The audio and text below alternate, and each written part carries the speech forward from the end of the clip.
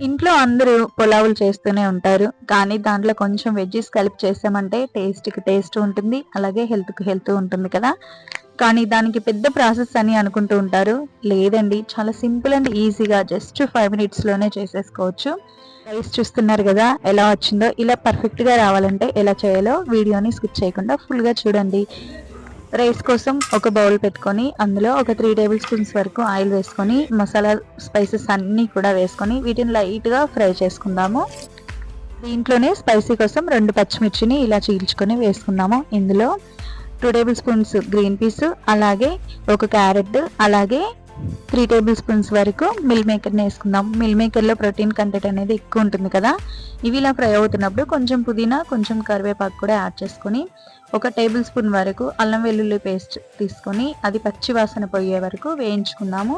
అప్పుడు మనకి మంచి ఫ్లేవర్ అనేది రిలీజ్ అవుతుంది కదా!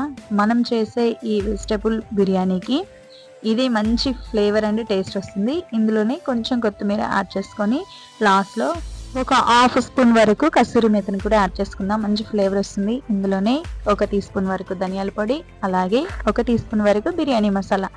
ఇదే అండి, చాలా సింపుల్ ఇంగ్రీడియంట్స్ కదా!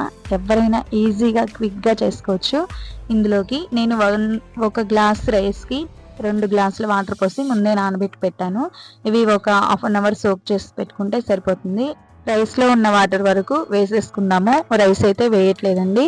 నేను బాస్మతి రైస్ తోటి చేస్తున్నాను. మీ ఆప్షన్, మీరు నార్మల్ రైస్ తోటైనా వేసుకోవచ్చు. ఇందులో రుచికి సరిపడా సాల్ట్ యాడ్ చేసుకొని మూత పెట్టేసి ఒక 2 మినిట్స్ మరిగించుకుంటే సరిపోతుంది. చాలా త్వరగా అయిపోతుందండి.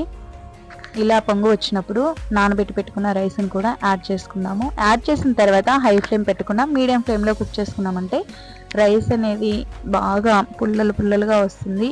అలాగే మంచి టేస్ట్ కూడా వస్తుంది. ఎక్కువసేపు కుక్ అవుతుంది కాబట్టి. ఆల్మోస్ట్ మనకి రైస్ అయితే రెడీ అయిపోయిందండి. అంతే అండి, చాలా సింపుల్ అండ్ ఈజీగా చేసేసుకున్నాం కదా! మీరు కూడా తప్పకుండా ట్రై చేసి మీకు ఈ రెసిపీ ఎలా వచ్చిందో కామెంట్ సెక్షన్లో కామెంట్ చేయడం మాత్రం మర్చిపోవద్దు. లాస్ట్లో కొంచెం పుదీనా యాడ్ చేసుకుందాం, మంచి ఫ్లేవర్ వస్తుంది కదా! ఎవరైనా ఛానల్ని సబ్స్క్రైబ్ చేసుకోకపోతే సబ్స్క్రైబ్ చేసుకొని పక్కనే ఉన్న బెల్ ఐకాన్ని క్లిక్ చేసి ఆల్లో పెట్టారంటే నేను ఏ వీడియో అప్లోడ్ చేసినా నా వీడియో అనేది మీ వరకు అయితే చేరుతుంది. ఇలాంటి మంచి టేస్టీ అండ్ సింపుల్ రెసిపీస్ని మీరు కూడా ట్రై చేసి మీకు ఈ రెసిపీస్ ఎలా వచ్చాయో కామెంట్ సెక్షన్లో కామెంట్ చేయడం మాత్రం మర్చిపోవద్దండి. మరో మంచి టేస్టీ అండ్ ఈజీ రెసిపీతో నేను మళ్ళీ మీ ముందుకు వస్తాను. చూసారు కదా, నేను ఇది మిక్స్డ్ వెజిటబుల్ పన్నీర్ కర్రీతో తింటున్నాను. చాలా అంటే చాలా కమ్మగా టేస్టీగా ఉంది. కాలిపోతుందండి మీకు చూపించడానికి కూడా. Okay friends, thank you for watching.